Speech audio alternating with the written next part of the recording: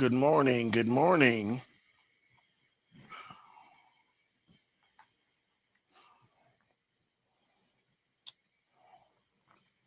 Welcome to another day of trading.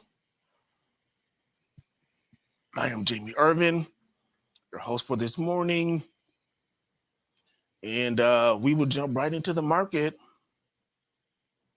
Let's get it started. Dow futures unchanged, well, relatively unchanged. S&P futures down 0.12%. NASDAQ futures down 0.30%. Europe mostly down. The most significant of this group is CAC down 0.93% and FTSE Milano down 0.85%. European markets lower as positive momentum fades. Asia all down. The biggest ones here is Kospi, which is down 0.65%. Hong Kong stocks lead slide in Asia Pacific markets. Hang Seng down 2%. It's this one right here. For the US, we have right now, or at least the last report is, Russell 2K up 0.32%, and the VIX currently is up 2.88%. So we got that happening. We don't have a whole lot of activity, but meaning that's non-speaking. So apparently at 4 o'clock this morning, 2-star event. This is for investing.com. Treasury Secretary Yellen spoke. 420 Fed Governor Krosner spoke. And then so those are 2-star events for investing.com. The Red Book year over year, 855, 1 star. Fed Waller speaks at 9 o'clock. That's 2 stars. Then we got 9 o'clock FOMC member Barkin speaks, 1 star. 9:05, 2 stars. FOMC member Williams speaks. 9:10, member Bostic speaks. That's 2 stars as well. Another 2 stars at 11:45. Fed Vice Chair for Supervision Barr speaks. Wow. We got so that's 11:45, 2 stars for Barr. 4:30, we got API Weekly Crude Oil Stocks. And then that's the 2-star event. And then we're out of here when these next 3 happen, which is, looks like 7 o'clock. Fed Collins speaks, FOMC member Bostic speaks, and FOMC member Mester speaks. When Collins is speaking, apparently that's 1 star, but then the others are 2-star. 2-star events for investing.com. Similar things here at the bottom. But over here, the 4 o'clock this morning one, that was considered a orange folder. 9 o'clock. So that was Yellen speaking was an orange folder. Waller speaking at 9 o'clock was a orange folder as well. So the 4 o'clock was orange. Waller speaking was orange. So I don't know what Yellen was doing up this early in the morning, but clearly talking somewhere. Yellow folders were Barkin and Williams at 9 o'clock. Actually, Williams is 9:05. Sorry about that. So you got 9 o'clock, 9:05, 9:10. Yellow folder, Bostic speaking, and then Barr and Mester also both yellow folders. So we had orange folders here at the beginning before market open, but up here we still got some 2 stars. So again, it doesn't always translate to the exact number on both sides, meaning just because it's yellow over here does not mean that it's a 1 star over here. So that's pretty much what we're seeing. It's all depends on the interpreter, because this has 2 stars. That's the market. This has a 2-star event for Williams, but down here is a yellow folder. So they're not an exact tit for tat type situation, right? We're going to take a look at Mancini numbers. After 10 green days in a row, SPX is base building to set up a trend. 5308 was support yesterday with 5320, my first target. We ran to 5320, now basing 5308 for 18 hours. Don't overtrade. Plan, no change. 5304 equals support. As long as it's above 5317, 5322, and higher is live. If 5304 fails, we dip to 5293. All right. So,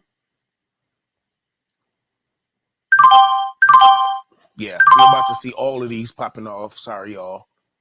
I keep forgetting that. Oh, yeah. So I put in my trades the night before. Some of you already know that though.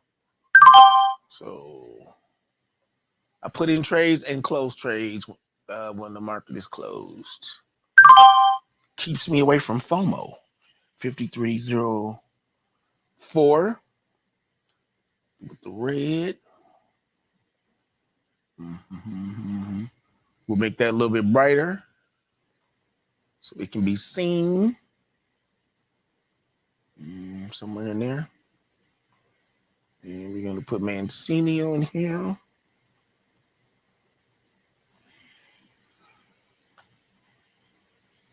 All right. So this is the one that we need to, let me see. 53 up, 5304. Do it that way. So, I'll sit down here. It's got a little bit of a ways to go. Okay. So what we'll do is we'll come back. Jesus Christ, how many did I put in, right? Actually, this is some stuff closing and some stuff opening. So that's crazy. It didn't look like it was that many when I was doing them. So good morning, Janae. Good morning, Lady T. Karen C. Good morning. And Tamara, good morning. Thank y'all for joining us. And actually, I put this on the wrong chart. This was supposed to be on SPX, not ES. Let me do it again. Look, we're trying to figure out why my mid pivot word wasn't on there. 5304. There you go. All righty. We do have a couple of so this is the 15-minute what you're looking at here before I take it off. These are a couple indicators. This one right here is, these are the moving averages. The green one is the 9, this is the 21, this is the 200. Right here is RSI, relative strength index. Lets me know if something is overbought or oversold. And then the MACD, which is moving average convergence divergence. The most that I know about it is I just look to see how strong the colors are and to see if those two lines cross, and that's supposed to give you an indication overbought or oversold. If it's oversold, the number, that little pink number will be like 30 or under if it's oversold, 70 or over if it's overbought, and that could signal a turnaround, but it doesn't always. So I usually will put that on just to get some clarity on what I'm seeing. This is the 15-minute chart we're looking at right now, and I'm just going to start off by acknowledging this gap. If anybody has any tickers they would like charted, please do drop them in the chat box at the end. We complete a couple of these other things. We will chart your tickers. The next thing that's coming up is we're going to look at what SPX did on yesterday. So I would much rather, I guess we can look at it on the 15-minute. Let's just be fine. This is what happened yesterday. It actually opened not far from where it closed the day before, right? Sellers came up in there, but right here, this is where I was, 53.11 is where I was wondering what would happen if it would push up past here. If you recall, yesterday when we were on the call, we were talking about the breakout, and this was a very strong candle, obviously. So I was wondering, I was like, well, if it breaks past here, because we came into it when it already pushed up. But I was like, well, we were looking for this level right here, I believe, to see if it would keep going past this or not. So it didn't make it past that, and eventually throughout the day pretty much dropped. So that was the that 10 o'clock turnaround. Sometimes you'll hear us say that phrase, 10 o'clock turnaround. And if you look on a lot of charts, but especially the S&P or the SPX, XSP, SPY, if you go to the 15-minute chart, a lot of times you'll see it'll be in one direction, then at about 10 o'clock or maybe a little after, you'll see it turn around and reverse. So the 10 o'clock turnaround, this was the morning push, and the 10 o'clock turnaround, it started dropping eventually after that. That's not set in stone, but it is something that that happens rather consistently. But as of right now, for the end of yesterday, it created a seller zone up here towards the end of the day. This is about 3 o'clock ish, and that's what we're looking at right now. And when it gapped down today, gapped down over here into what looks like a chair formation. Leg in, base, leg out. So we gapped right in there. It didn't fill it all the way. And the next thing down is 52.89 area. That's a very strong candle formation right here. Sellers, indecision, buyers. That's strong. So that'll be the next thing to take a look at, I would imagine. But good morning, Ward. Tamar said, dang money bags. Don't even think, listen, this is the sim. Tamar, you hear me? The sim. Okay, I'm balling in the sim account. Okay. Balling and shot calling. All right. So we got I don't see any tickers, so we will keep pushing. All right. So this is SPX. This is what it did. If you want to look at it from the daily, this is what it's doing. This is the basing that we were looking at earlier. This is on the daily chart. Now, here's the thing. Even if you look at it on the monthly, you can just see stronger candles on the monthly, but the SPX is I keep hearing people talk about still trying to use the word recession, and I'm looking at the chart going, what are y'all talking about? Y'all must know something I don't, because it looks like the S&P is trying to push its way on up even higher. So I'm not saying it will, but I'm saying I would expect a pullback, but I ain't expecting it to just drop through everything all of a sudden. So this is on the weekly. Again, this is where it's starting to base right there. So on the daily, you got just, these are these indecision candles. Nobody's taking control type thing. You have a gap right here on the daily in this 52.63, 52.47 area, right? So, we can actually mark that here. Right here. So see where that gap is. So we have, we still have some support right here as it is on its way now for the S&P. So I have been looking at stuff on the 4-hour myself. So I will be looking at it from this perspective. But again, it hasn't gone past its most recent high. So it's like it's doing its thing for right now. But we will come back to this chart to look for our breakout if it happens while we are on here together. And yay. So that last sound you heard was not a that was my hard drive finally thing has been formatting for like 3 days straight.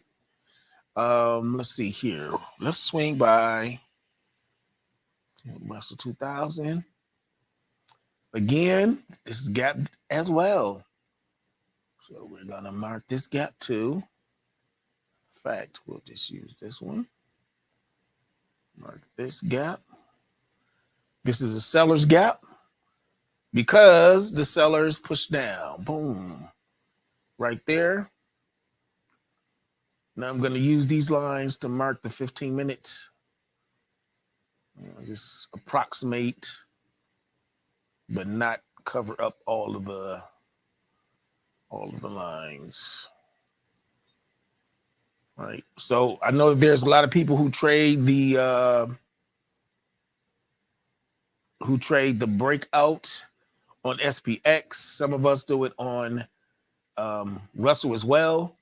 I am one of the some ones. But even Russell, same thing in terms of you have a seller zone up here, leg in, base, leg out, but then you can also have this be leg in, this as the base, and then a strong leg out here. And then you also have down here a pretty strong buyer zone right here, leg in, base, leg out. Some probably will argue that this would be a cheer. This is all on the 15-minute, but it would have went through this particular cheer. So I'll be looking at down there as being a pretty strong buyer zone on the 15-minute chart. But so we still will be looking at that. Let's take a look at earnings. So here's what went down on yesterday. After close, Palo Alto's networks, okay, their stock price dropped. Apparently, the shareholders wasn't too happy about what they were seeing. If you're not familiar with Palo Alto's network, you can just consider them, I would consider them a competitor to Cisco and Juniper Networks. So they reported after close yesterday, as did Zoom, Trip.com, and I do not recognize any of the rest of these, honestly. Before market today, Zim, which a lot of us may recognize as the shipping company in Israel. Macy's reported, Lowe's did as well. AutoZone, XPeng, I recognize. After market today, Toll Brothers, which is in this, I know that they're in the same space as Home Depot, but they don't do the same thing, I don't believe. But I know they have some connection to Lowe's. I just forgot exactly what they do. But Urban Outfitters as well is after close today. Then tomorrow, Target and TJX, which I'm just not realizing. I've been thinking Target was TJX. Analog Devices is in the crypto space. In Williams-Sonoma, Petco, I recognize them as well. Of course, Wednesday after close, NVIDIA. That's the one everybody watching. Snowflake, ELF. Some of us have been trading ELF. So don't forget, like I was doing, that NVIDIA and ELF are reporting on Wednesday. So I'm glad I was in my sim. Synopsys is another one that's in the tech space. So for the rest of the week, I really don't see anything that we would consider to be earth-shattering. I just see more tech. And I believe Maxion and Intuit, Workday. I consider Workday tech because their infrastructure is cloud-based. So We don't have the same type of apple when everybody else stepping in at the same exact time like we normally do. So we'll see. These are the option seller trade ideas. This is not repeat again, not investment advice. This is just a collection of various trading potentials based on what the chart is saying. As usual, always check your chart. No matter what you see, always check your chart. For example, the expiration date for this is May 24th, but TJX is on here. We don't technically trade earnings. So I would need to take that one off as an example. That's why it's important to make sure that you're looking at the chart before anything else. So depending on where some of these are, this was, I believe, released on Sunday. And so we're 2 days into the week, so some of this information may have changed up a little bit. But I know Alyssa did chart some of these on Sunday. I looked at Amazon. Well, obviously by all the ding, ding, ding, I clearly looked at more than them. But I put bracket orders on a lot of stuff that at yesterday had failed. So I'm looking for, here you go. So I had looked at Amazon. That was on the list. And I'll look at it on the weekly first. So these blue lines are the monthly price lines where price turned around monthly. These yellow lines are the weekly lines that I put on for a channel to mark the channel. So now that this has started to come down, I can switch these lines around and mark that the channel has started moving this way. And then these two lines is the same as the channel, but it's for the daily. But so we can see that it has retested. It tried to retest this point right here. It got rejected up there and start heading on down. Literally the next contestant of the price is wrong, apparently. So we'll go this way. Try to connect about 3 of these. Something like that.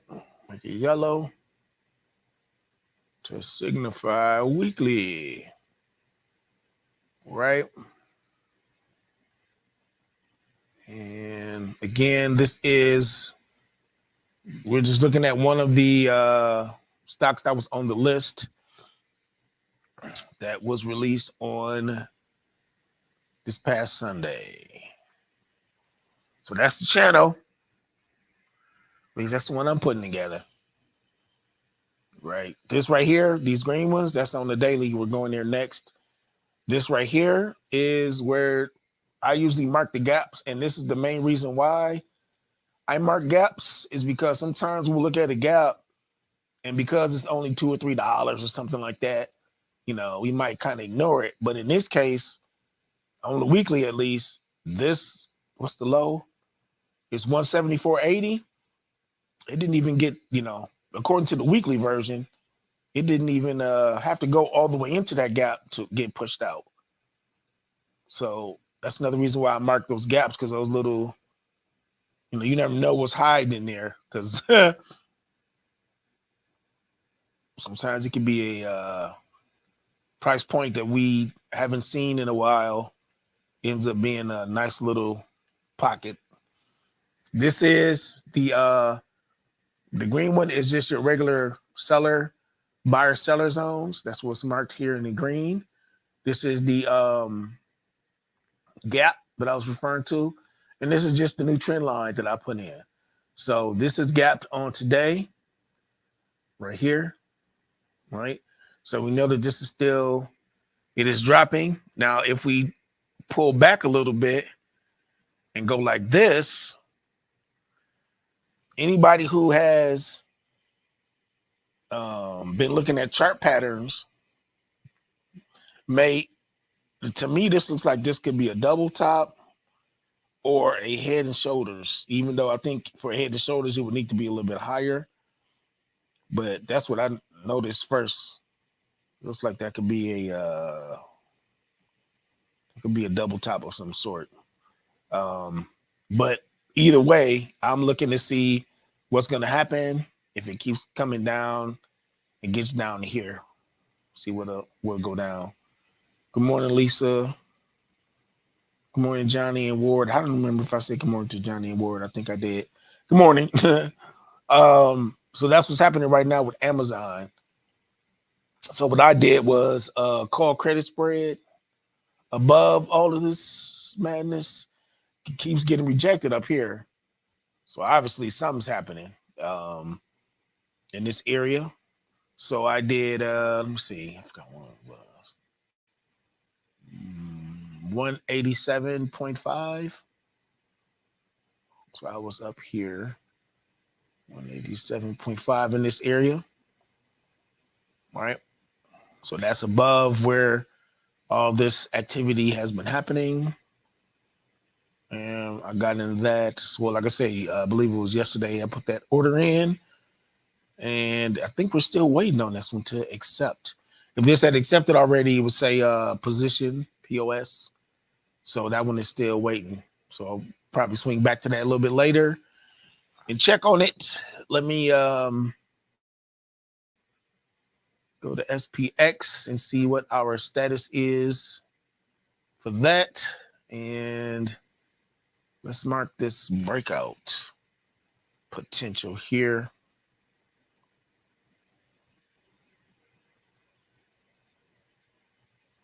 This is the highest it's going so far.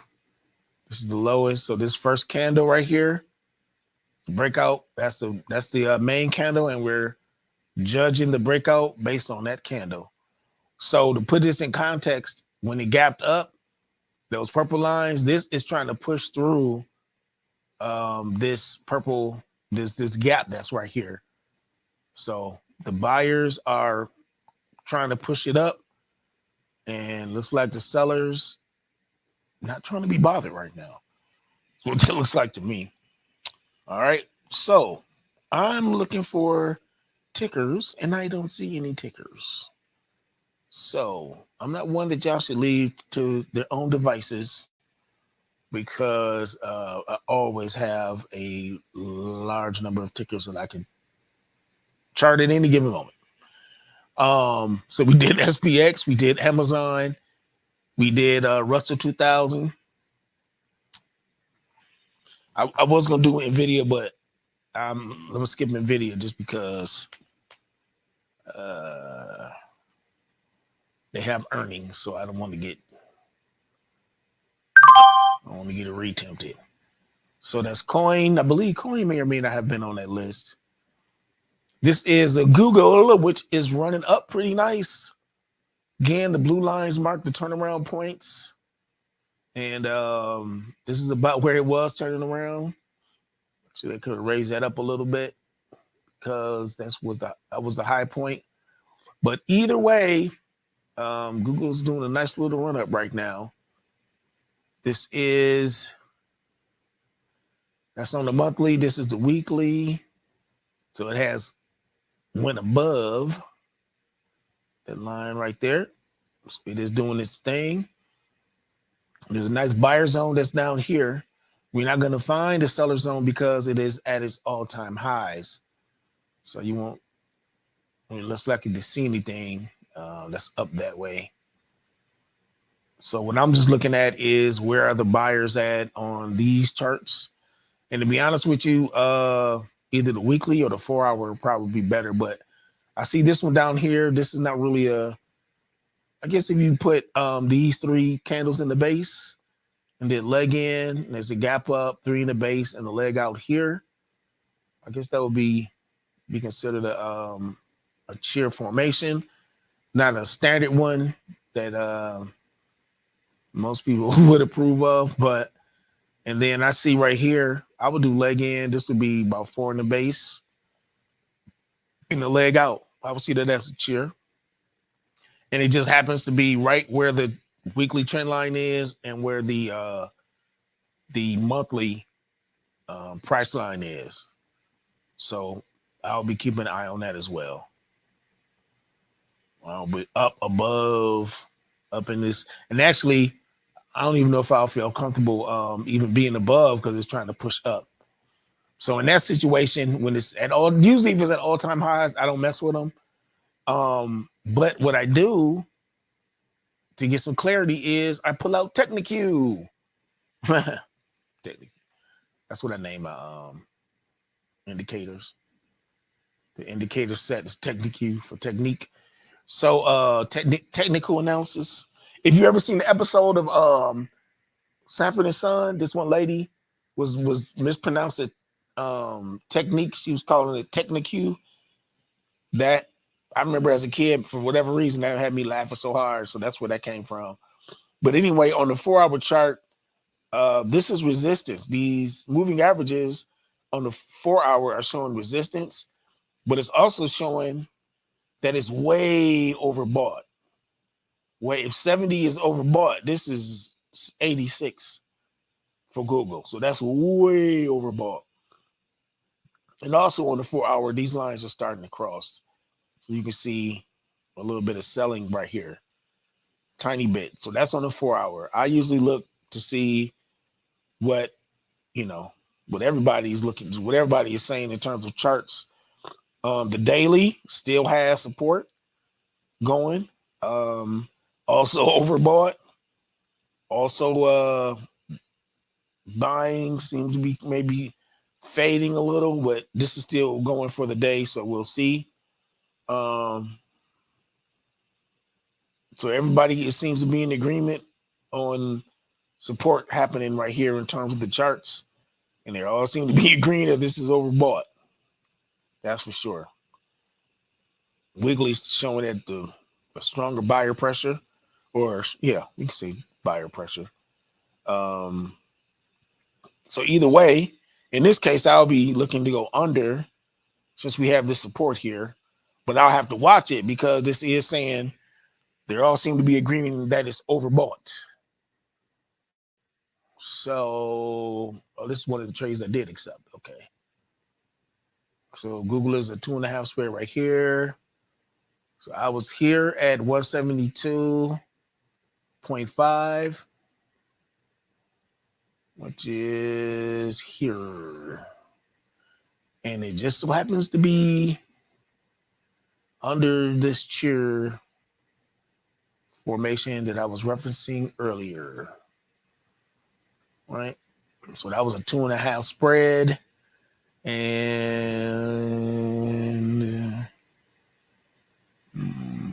was that 30 cents right here?